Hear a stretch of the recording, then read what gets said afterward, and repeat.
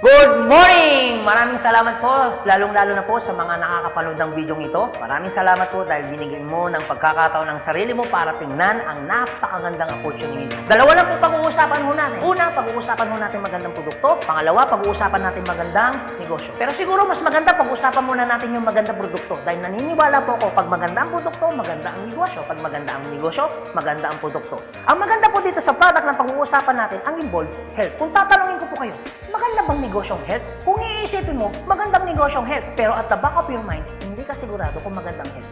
Sige, tingnan natin. Kung tatanungin ko po kayo, importante ba sa tao ang health? O sobrang importante? Alam mo kung bakit ko tinanong yan? Simple. Pag tinanggal ko ang tao, may health. Pag tinanggal ko naman ang health, may tao. Ngayon uulitin ko, importante ba sa tao ang health? O sobrang importante? Kung sobrang importante sa tao ang health, anong ibig sabihin? Nagiging importante na rin sa tao ang business mo. Dahil ang business mo, health. Since tao po pag-uusapan mo natin, naniniwala po ba kayo na ang tao may katawan? Oo naman. Kung tatanungin ko po kayo, importante ba sa tao ang katawan o sobrang importante? Kung sobrang importante sa tao ang katawan, what if mapabayaan ng tao ang katawan? So ano nangyayari? Nagkakasakit. Pag nagkakasakit ang tao, anong ginagawa? Nagpapadoktor, nagpapacheck up, nagpapagamot. Kung nagpapagamot ang tao, anong binibili?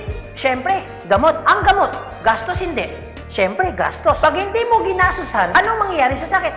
Siyempre, lalala. Pag lumala ang sakit, anong mangyayari sa katawan? Siyempre, manghihina. Pag nanghina ang katawan, akala ng iba, katawan lang ang nagkakaproblema. Pero hindi na alam, apektado ang trabaho. Pag apektado ang trabaho, apektado ang kita. Pag apektado ang kita, ang pinaka-naapektuhan sa lahat, yung pamilya. Ang pinakamalupit na naapektuhan pa sa tao, yung pangarap mo. Sabi daw nila, madali raw kitain ng pera pag masipag at matyaga. Opo, tama po, madaling kitain ng pera basta masipag, matyaga. Pero ito naman sasabihin ko sa'yo, the moment na magkasakit ka, madali rin ubusin ng sakit ang pera mo. Lagi ko po ito sinasabi, alin mo ang limpak-limpak mong salapi kung punong-puno ka naman ng sakit. At ang pinakamahirap po dyan, wala na nga ang pera, mahirap na nga, may sakit pa. Yun ang masakit. Since present ang sakit, ano ngayon ang gagawin mo para hindi magkasakit? Simple, wala ka ng choice. Uulitin ko, wala ka ng choice. Kailangan mo nang uminom ng food supplement. Alam kung bakit? Marami ng kumpanya ng tayo. Marami ng pharmaceutical ng tayo. At hindi naman nila i-inventoyin ang mga produktong yan kung hindi kailangan. Bakit? Kasi kailangan mo na talaga. Ngayon, pwede mo sabihin sa akin, teka lang Anthony, food supplement? Gastos yan eh. Opo, gastos nga ang food supplement. Pero ito naman sasabihin ko sa'yo, di bali nang gumastos ako, at least healthy naman ako. Bakit? Pag nagkakasakit ka ba, ano bang ininom mo? Di ba gamot? O tanong, gastos hindi. Di ba gastos? Kung ikaw tatanungin ko, anong gusto mo? Gumagastos ka na healthy ka? O gumagastos ka, may sakit ka? Paras na gastos. Ang malupit mo niyan, every time na gumagastos ka, may sakit ka pa. Komportable ang katawan? Siyempre hindi. Sabihin na natin gumagastos ka dito, at least healthy ka naman. Ang pinakamaganda sa lahat, bukod sa healthy ka na, business mo pa. Dahil business mo, kumikita ka pa. Ang pinakamaganda sa lahat, bukod sa healthy ka na, kumikita ka pa. Bukod sa kumikita ka na, healthy ka pa. Ano ngayon ang pakiramdam na bukod sa healthy at kumikita ka na, nakakatulong ka pa? Maganda o napakaganda? O sige, pag-usapan naman natin yung magandang negosyo. Maaaring nagustuhan mo yung product, maaaring bibili ka ng product. Pero ito yung totoo, gagawin mo kayong negosyo. Kasi bakit? Pag business ang pinag-uusapan, hindi naman kasi lahat ng tao business-oriented. Karamihan ng tao is career-oriented. Alam mo kung bakit? Marami kasing tao na pagdating sa business, ang dami niyang perspective. Ano mo isa sa mga perspective ng tao pagdating sa negosyo?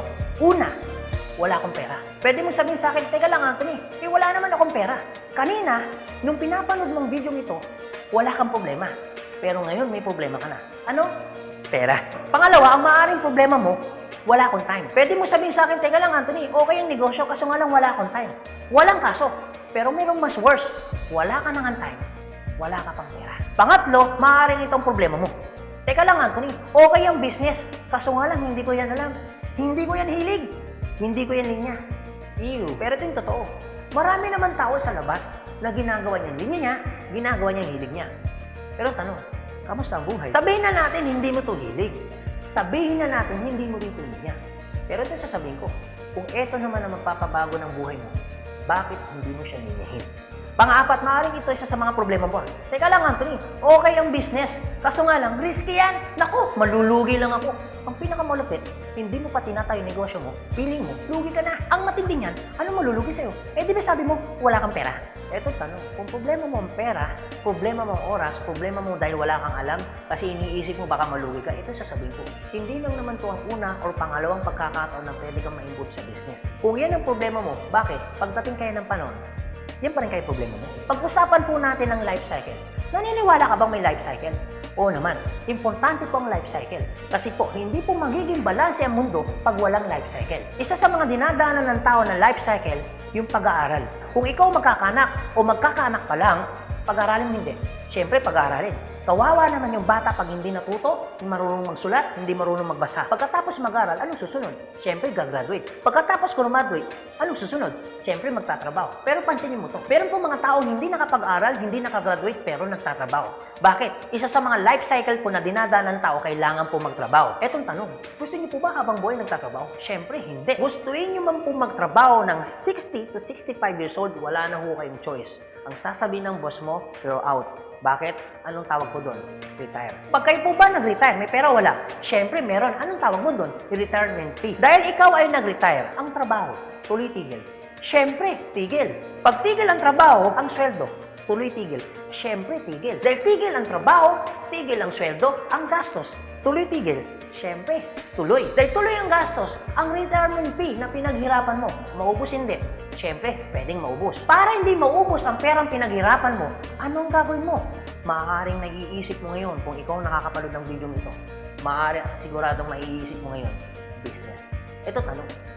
Kung papasok ka ngayon sa business para hindi maubos ang pera mo, teka lang, akala ko ba kanina iniisip mo, teka lang Anthony, wala akong pera kasi mamumulan ako dyan. Pero sasabihin ko, kung iniisip mo kanina, wala kang puhunan, mamumuhunan ka kasi, eh di ba ganun din dito? Mamumuhunan ka rin.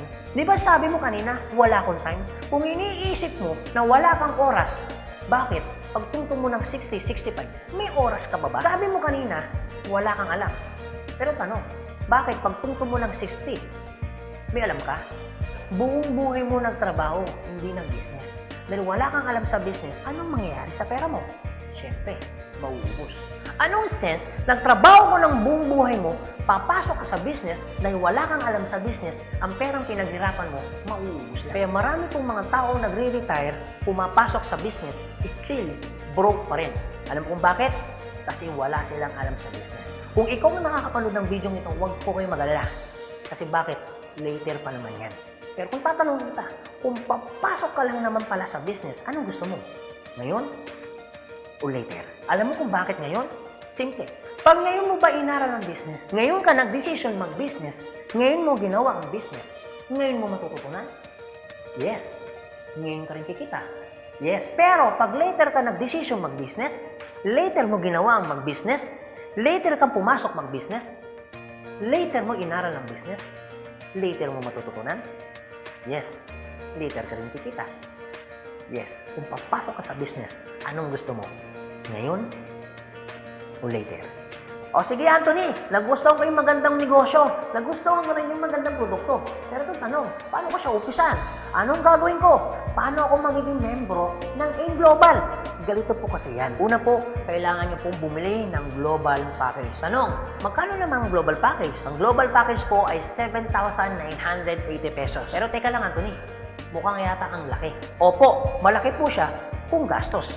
Malaki din po siya kung wala kang pera. Pero teka lang, kung negosyo ang pag-uusapan natin, 7,980, malaki o maliit?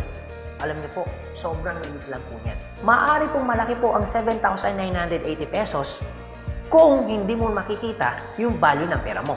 So kung gusto ko po mangyari, ipakita ko po sa inyo kung anong value ng 7,980 pesos mo. Una, magkakaroon ka ng product na worth 6,000 pesos. Pangalawa, magkakaroon po kayo ng insurance. Meron po kami tinatawag na personal accident insurance na 200,000, unprovoked murder and assault na 50,000 pesos, 10,000 pesos medical reimbursement. Hindi lang yan, meron pa kami tinatawag na burial assistance na 10,000 pesos. Pangatlo, magkakaroon ka pa ng discount from 25% up to 50%. lifetime discount. Pang-apat, magkakaroon ka naman ng business kit, brochure, CD na kung saan magagamit mo sa pagninegosyo mo. Pang-lima, magkakaroon po kayo na tinatawag mo namin free medical check-up. CBC, urinalysis, fecalysis, chest x-ray, dental, lahat ng yan kasama po doon sa free medical check-up. Pang-anim, magkakaroon po kayo ng ATM, video at China Trust. I suggest po, kung ikaw ngayon ay nasa abroad, mas maganda pong kunin ninyo ang China Trust. Alam kung bakit? This is an international debit card na kung saan po mawi-withdraw ninyo ang pera ninyo na kahit saang bansa. Kung hindi naman kayo mag-abroad, pwede po kayong kumuha ng BDO. At hindi lang yan, pang-pito, magkakaroon po kayo na tinatawag ho naming web page.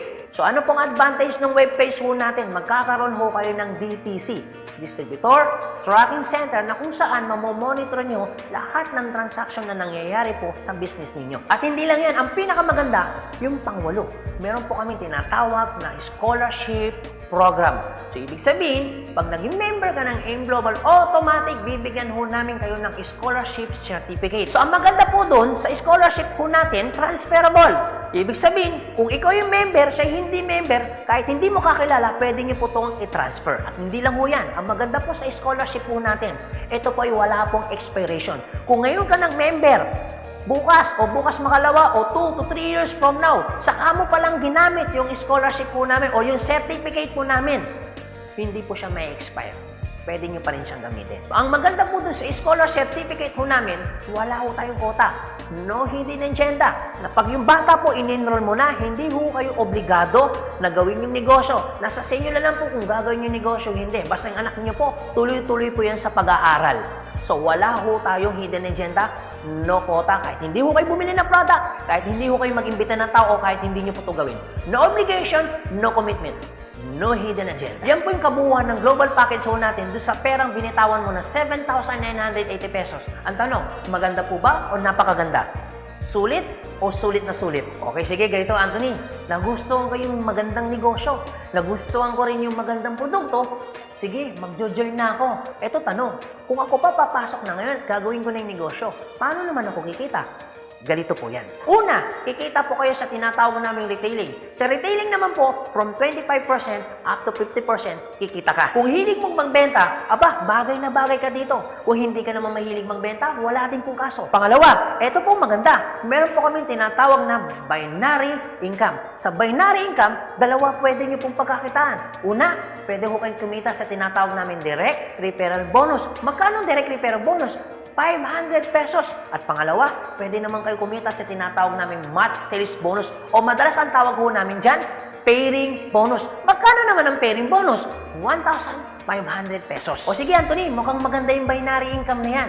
Paano ka pa kikitain yung direct referral bonus na 500 at paano ka naman kikitain yung pairing bonus na 1,500? Okay, ganito po yan. Pag sinabi pong binary, dalawa po yan. It's either ilalagay mo sa kanan o ilalagay mo sa kaliwa. Ang trabaho mo, mag-imbita. Pag ikaw ngayon nag-imbita, at yung inimbita mo ay bumili ng global package, sabi na natin, dalawa yung inimbitahan mo.